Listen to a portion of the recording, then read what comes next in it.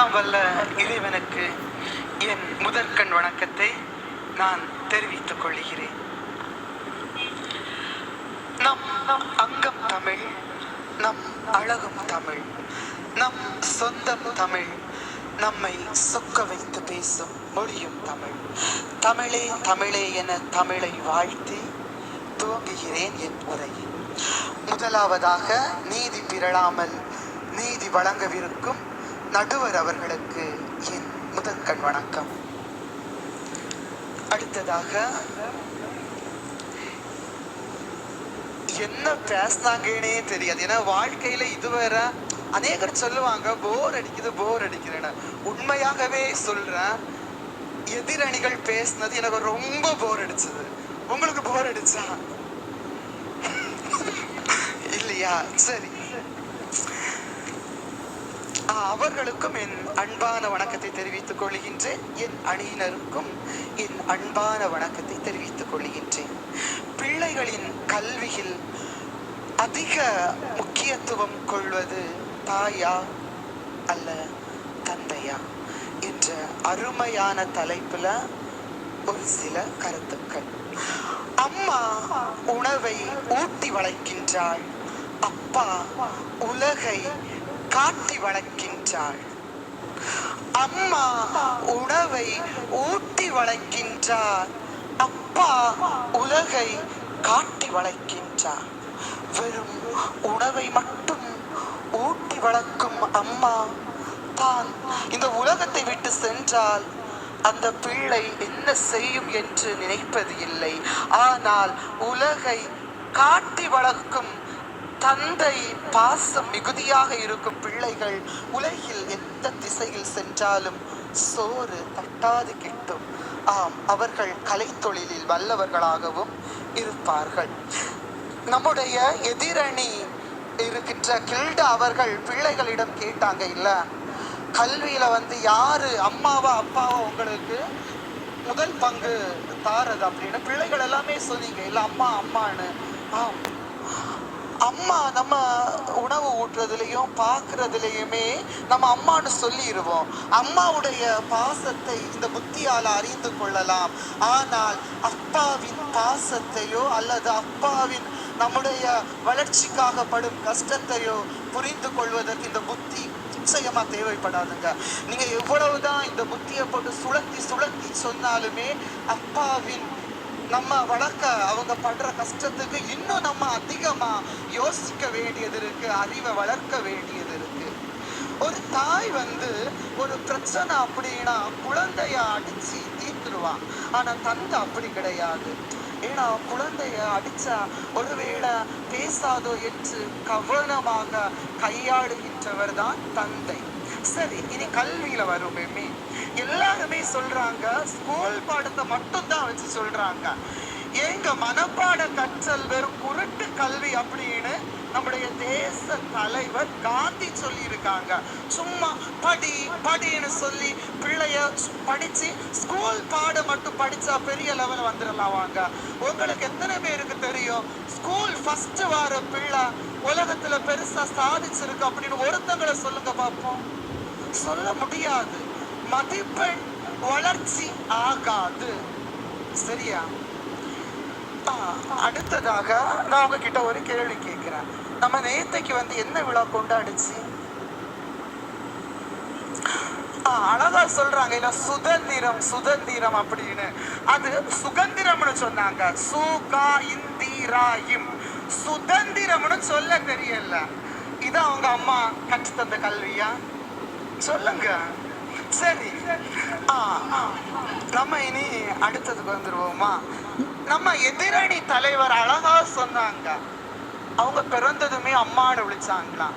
தாங்கள் என்ன சப்ஜெக்ட் எடுக்கிறீங்க? என்ன பேராசிரியர்? ஆடு மாடுகளும் அம்மானு தான். தாங்கள் என்ன பேராசிரியர்? இயற்பியல், சயின்ஸ். கில்டா அவர்களே, மதிப்பிற்குரிய கில்டா அவர்களே, தாங்கள் சயின்ஸ்?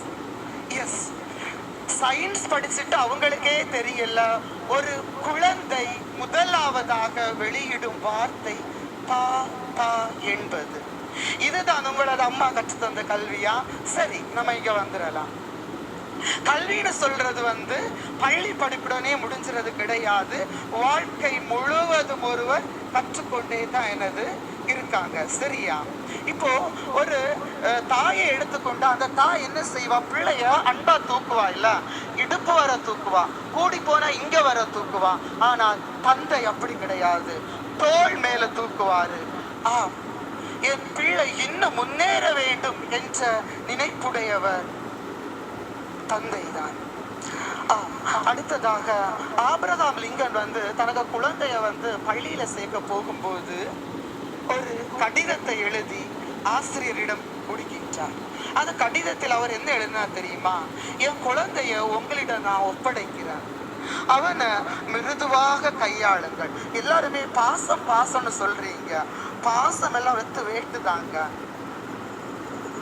அந்த பிள்ளையை நீங்கள் கடினமாக கையாளுங்கள்.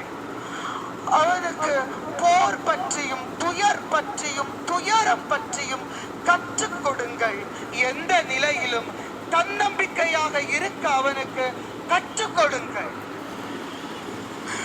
எல்லாரும் உண்மையானவர்கள் அல்ல என்பதை சொல்லிக் கொடுங்கள். அதே நேரம் எல்லா தவறான மனிதனுக்குள்ளும் ஒரு கதாநாயகன் இருக்கிறான் என்பதை கற்றுக் கொடுங்கள். தரமான கூட்டத்தின் நடுவே ஒரு தலைவன் இருக்கிறான் என்பதை அவனுக்கு கற்றுக் கொடுங்கள். உழைத்து சம்பாதிக்கும் எல்லாருமே சொன்னாங்க, அம்மா கற்றுக் கொடுத்து நிறைய சம்பாதிக்கிறாங்க அப்படின்னு எல்லாம். ஆனால் ஒரு தந்தையாக ஆபிரகாம் லிங்கன் மட்டுமல்ல, அனைத்து தந்தைகளும் பிள்ளைகளிடம் சொல்லும் வார்த்தை, நீங்க நிறைய சம்பாதிக்க அப்படின்னு நம்ம சொல்ல மாட்டோம். நீ 10 காசு கிடந்தாலும் அதன் மதிப்பு கீழே இருக்கின்ற 1 ரூபாயை விட உயர்ந்ததுதான் தந்தை கற்றுக் கொடுப்பார். நீ சம்பாதி சம்பாதி பணம் நிறுன்னு எந்த ஒரு தந்தையுமே தாயை போல கற்றுக் கொடுப்பதே கிடையாது. இன்னுமாக அநேக தாய்மார்கள் இருக்கிறீங்க, உங்களுக்கு தந்தையையும் நீங்க நினைச்சு பாருங்க. ஏன்னா அதிக பெண்கள் இருக்கிறதுனால தந்தை தான் ரொம்ப பிடிக்கும், அப்படிதானே? தாயை விடவும் ஒரு படி மேலாக. நீங்க கூட சின்ன பிள்ளையா இருக்கும்போது உங்க அம்மா படின்னு சொல்லி அடிக்கதான் செய்வாங்க, இல்ல? ஆனா அப்பா தன்னம்பிக்கையை கற்று தருவாரு. நீ எங்க போனாலும் தைரியமா இருக்கணும் என்கின்ற தைரியத்தை கற்று தருவாரு. வெறுமனே கல்வி என்கின்ற குருட்டு மனப்பாட கல்வியை தந்தை கற்று தருவதே கிடையாது. நான் மறித்த பின்பும் நீ நேர்மையாக நேர்வழியில் இருக்க வேண்டும் என்பதை தாயை விட ஒரு படி மேலாக தந்தை தான் கற்று தருவார். இன்னுமாக அந்த ஆபிரகாம் லிங்கன் தன்னுடைய மகனுக்கு ஒன்றை கற்றுக் கொடுக்க ஆசிரியருக்கு ஒரு கடிதம் எழுதும் போது இதை கூட குறிப்பிட்டார். ஏமாற்றி வெற்றி பெறுவதை விட தோல்வியே பெரிது என்று என் பிள்ளைக்கு கற்றுக் கொடுங்கள். இன்று தாய்மார்கள் எல்லாருமே நீ ஜெயிக்கணும், நீ நிறைய மதிப்பெண் எடுக்கணும், அதனாலதான் 500க்கு 499 எடுத்தாலும் பிள்ளை தூக்க மாட்டுது. இதுல அந்த குருட்டு கல்வி எங்கங்க உயிர் வாழ வழி காட்டுது. ஆகவே தோல்வியையும் நீ சந்தோஷமாக ஏற்றுக்கொள் என தந்தை தான் கற்றுக் கொடுக்கின்றார். நீ தோல்வி பெற்றதுமே தோல்வியில இருக்காத, தோல்வியை சந்திச்சுட்டா உடனே ஒரு வெற்றியை கொண்டாட ஏதோ ஒரு வழியை செய் என்பதையும் தந்தை கற்றுக் கொடுக்கின்றார்.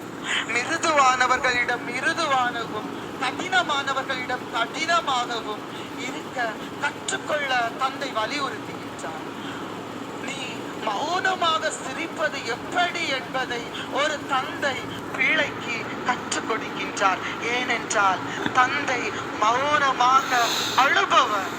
ஆகவே நீ மௌனமாக சிரி என்பதை ஒரு தந்தை கற்றுக் கொடுக்கின்றார்.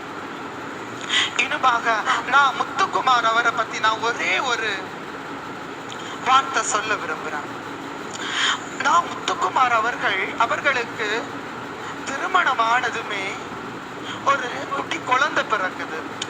ஆனா அவருடைய உடல் பலவீனம் இருந்த கண்டிஷனை பார்த்து அவர் இறந்து விடுவார் என நினைத்து மகனுக்கு ஒரு கடிதம் எழுதுகின்றார்.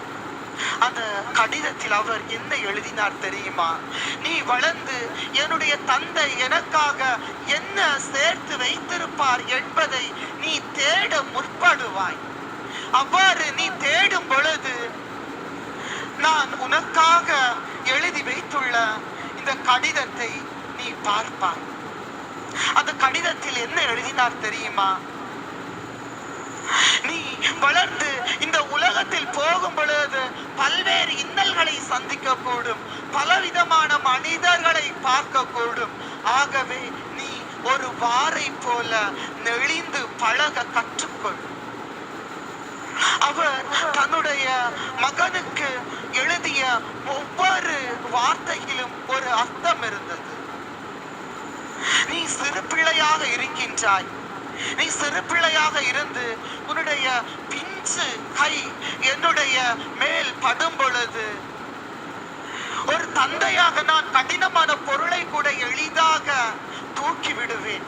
ஆனால் உன் பிஞ்சு விரல் என் மேல் பட்டதும் என் கை நடுங்கியது. இது எவ்வளவு கடினம் என்பதை நான் உன்னிடம் கற்றுக்கொண்டேன். ஒரு பிள்ளையிடமும் தந்தை கற்றுக்கொள்கின்றார். இனிமாக அவர் ஒரு அழகான பாடலை எழுதினார். அந்த பாடல்ல ஒரு சினிமாயில ஒரு மகள் கேரக்டருக்கு கூட அவர் நடிப்பார். அந்த மகளுக்காக அவர் எழுதியிருப்பார். அந்த பாடல் ஆனந்த யாழை மீட்டுகிறாய், அடி நெஞ்சில் வண்ணம் தீட்டுகிறாய்.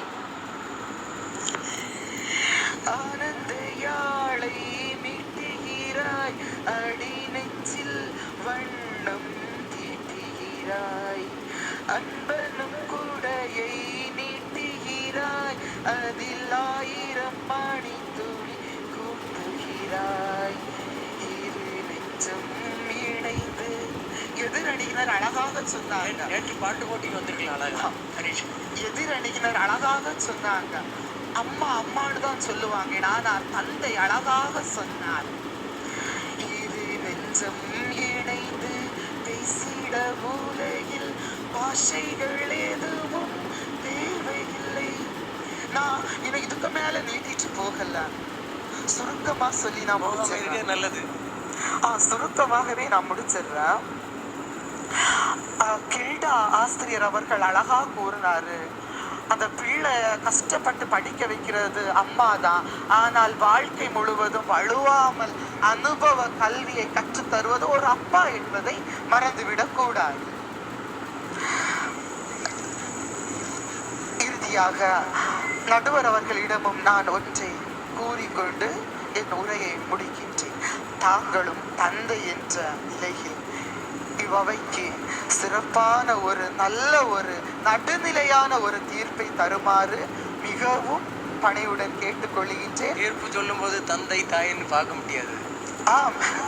இதுலயுமே எனக்கு தந்தை தாய் ஜெயிச்சாலுமே சந்தோஷம்தான். ஏன்னா தந்தையுமே அம்மா ஜெயித்தது மாதிரி அர்த்தம். எஸ், ஏன்னா தந்தையும் தாயையுமே எனக்கு சமமான தராசு போன்றவர்கள் தான். யாரு ஜெயிச்சாலுமே வெற்றி எனக்கு தான். இருந்தாலுமே வாழ்க்கை அனுபவத்தை கற்றுத்தருபவர் அப்பா தான் என்று ஒரு முறை கூட ஆணித்தரமாக கூறி எனக்கு வாய்ப்பளித்த அனைவருக்கும், நடுவர் அவர்களுக்கும், என் எதிர் அணியினருக்கும், எப்போதுமே எதிர் அணிகள் தான் நெருக்கமானவர்கள், எதிராக இருப்பவர்கள் தான் நெருக்கமாக இருப்பார்கள். என்னுடைய உடன் அணிக்கும் மற்றுமாக உங்கள் அனைவருக்கும் அன்பான வணக்கத்தை கூறி என் உரையை முடிக்கிறேன். நன்றி. முடித்து கொண்டதற்கு அன்பான வணக்கம். நம்முடைய தம்பி அனிஷ் அவர்கள் தந்தை